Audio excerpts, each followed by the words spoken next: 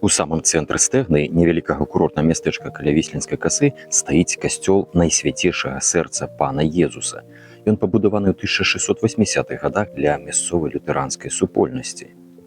Звонку касцёл прыцягвае ўвагу фахверкавай каркаснай канструкцыі, характэрнай для 17 стагоддзя ў гэтым рэгіёне.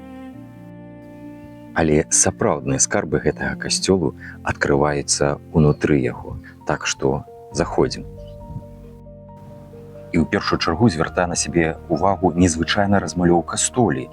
Яна створана ў 1688 годзе Райнхальдам Шнайдерам. Яе памеры 35 на 18 метраў. У цэнтры палатна знаходзіцца сцэна Васкрасення Хрыста, а кампазіцыю дапаўняюць выявы апосталаў, сцэны з Новага Завету і страшнага суда.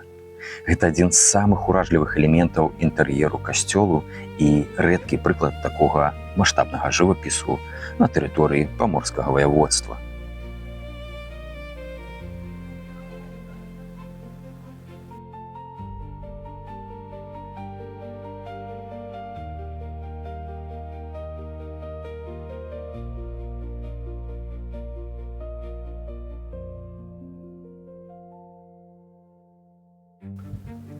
Не менш цікавае і іншае аздабленне касцёлу.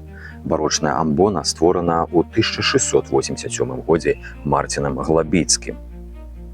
А ў прасторы каля аргану можна заўважыць вялікую мадэль ветразёвага карабля. Гэта ахвяра за выратаванне маракоў.